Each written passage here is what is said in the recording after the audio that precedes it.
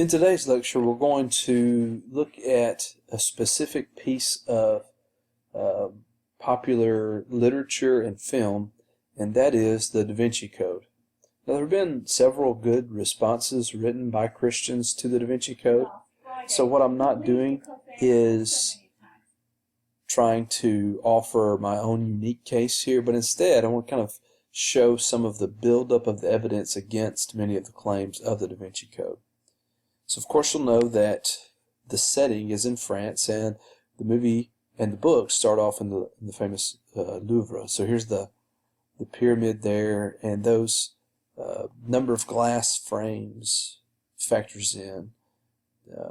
And by the way, even the number that supposedly works in to the plot is wrong. They've misnumbered the number of those glass tiles. So let me start off with a brief summary of the book and the movie, and they offer generally the same information.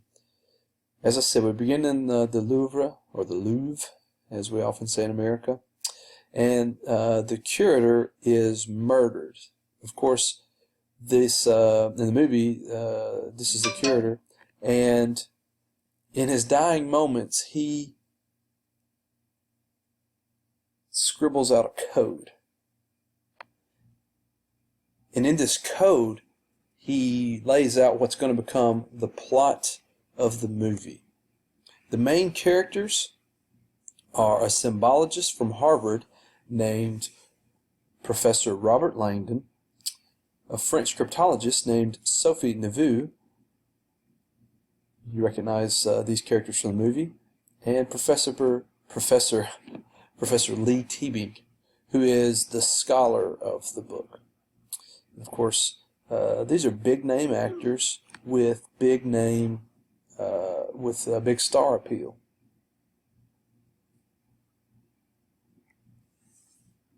So what are the 5 issues of the code? We're talking about the Da Vinci Code. Well, number 1, Jesus was not God in the flesh. In fact, the claim of the book is that the deity of Christ was not believed by the early church, that it was a later fabrication by Constantine at the Council of Nicaea in the year 325 AD. Secondly, the Bible in its entirety has been created and edited, again at Constantine's direction, to promote his version of Christianity. So even if one were to point to the New Testament as making claims of the deity of Christ, well, that's to be suspicious, because the Bible has been created and edited to promote a certain version of Christianity. In fact, there were several Christianities in existence, and the one we have today, well, we're just the descendants of the winners. This follows on what's often called the Bauer hypothesis. I'll say more about that in the later lecture. The claim of the book is that there were more than 80 written Gospels, of which the 4 we have today were edited to reflect the belief system Constantine desired to create. So, to use the parlance of people like Bart Ehrman, that is the proto-Orthodox, and then the Orthodox were able to get their 4 preferred Gospels to be part of the canon, and even then they were edited to reflect their belief system. Number 3, the church is not the pillar and ground of the truth. So what you get in this book is a strong anti-Catholic church bent. The church, while sincere in its desire to help people, is nonetheless aware of the above points. And so it has been dupes, or worse, it has been complicit in this deception. The church, again Catholic, has been ruthless in its efforts to maintain its power and authority and has suppressed the knowledge of these important facts. So the anti-Catholic bent is obvious and strong in this book. Next, Jesus was married to Mary Magdalene, and she was pregnant with his child when she was killed. Now, of course, this would be earth-shattering news if true. In the book Da Vinci Code, a secret society protects the living descendants of Jesus and Mary. So they are evidence of this line of the descendants of Jesus and Mary. They're also in possession of the secret information that has been suppressed. That information is guarded by the society, or the Priory of Sion, which has included many famous people throughout the years. People like Leonardo da Vinci, the Da Vinci Code, and even people like Sir Isaac Newton, who factors in heavily into the story. So what we have, first of all, is a compelling story. So while I'm not a fan of the arguments of the Da Vinci Code, nor of the potential danger to the Christian faith that the book and the movie present, I have to admit it's a compelling story. I mean, first of all, you've got suspense. It starts off with a murder. There's an international conspiracy. There are chase scenes. And so all the good characteristics of a blockbuster. Second of all, it has fascinating characters. You've got symbologists and cryptologists and scholars and priests and all kinds of historical figures.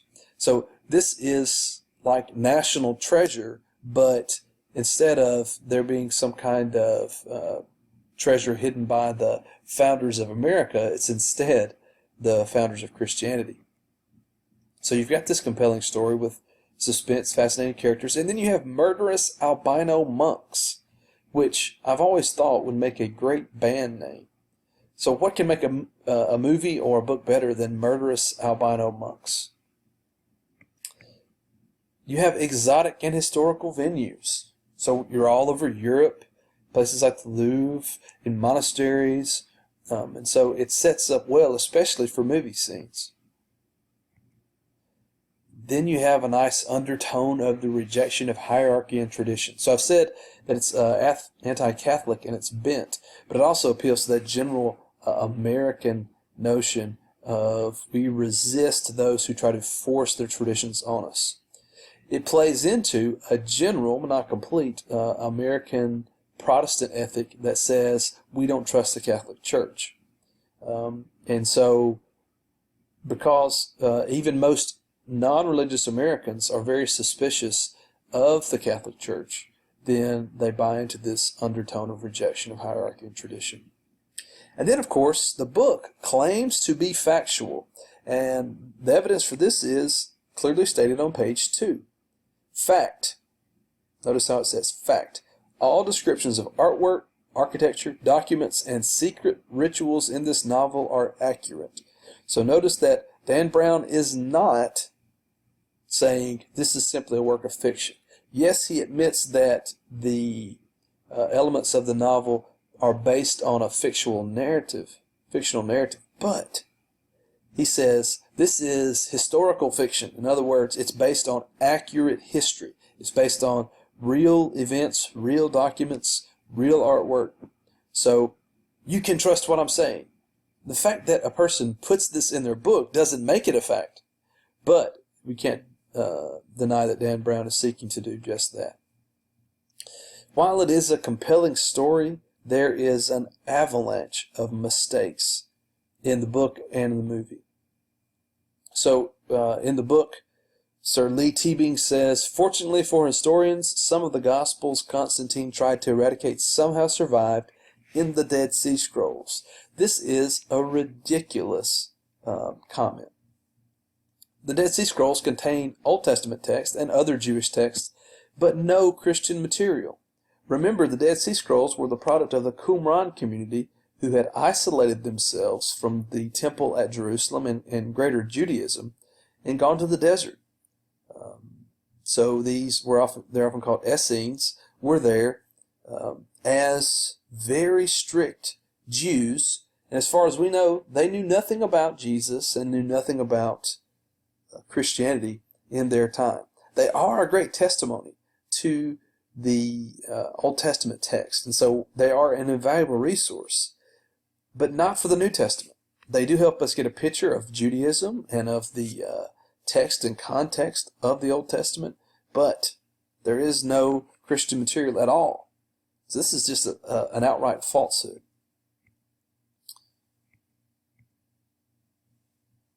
Secondly, Sir Lee Tebing says the Jewish tetragrammaton, or four-letter word, YHWH, the sacred name of God, in fact is derived from Jehovah, an androgynous physical union between the masculine Jah and the pre-Hebraic name for Eve, Hava. This has to be the most ridiculous thing I've ever heard. And where exactly he gets this, I don't know, probably some bizarre websites, because it is not the case that this is true at all. If you know anything about Hebrew, then you know that the Jewish tetragrammaton, Yod He Vav He, is the divine name of God, attested way back in the biblical canon. It appears in Genesis. We sometimes refer to it, the divine name, as Yahweh, or as the American Standard Version and some other translations translate that name as Jehovah. We don't know how it was pronounced, and that's on purpose, but we do know that the main consonants were Yod, He, Vav, He. We have YHWH, probably more accurately YHVH. But we don't know how that name was said, and we certainly know that it has nothing to do with this idea of the Jah and Eve and their union, because Jehovah is, the origins of Jehovah are well known. It's just a 16th century rendering for the King James Version of the Hebrew Yod He Vav He, using the vowels for the word Adonai, or Lord. So the Jews are very conscientious to not say the divine name of God. They know it's spelled Yod He Vav He, but they purposefully not held the pronunciation. So if you take the Hebrew word, more generic word for Lord, Adonai, and you take its vowels and place them with Yod He Vav He, you get Yehoah, or Jehovah, as the King James Version renders it. So this is a 17th century English transliteration of the word, and we know where it comes from. What a ridiculous notion about Jehovah being coming from the union of Jah and Hava. Complete fiction. Robert Langdon also says, during 300 years of witch hunts, the church burned at the stake an astounding 5 million women.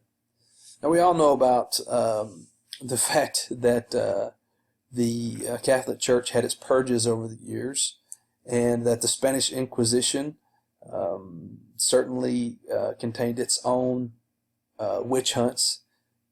And so, most Americans know something vaguely about them. They remember something from social studies back in middle school, maybe high school. But what about those numbers? 5 million women. That would be an astonishing number if it were true. But the reality is that the best estimates are somewhere between 30 and 50,000 were executed for being suspected witches, which is a horrible thing. Okay, so don't get me wrong. I'm not trying to downplay that. That's a large number. It's nowhere near 5 million. But even then, allowing for the 30 to 50,000, about a quarter of the supposed witches were men. So where the number 5 million comes from, I have no idea. But again, it's complete fiction.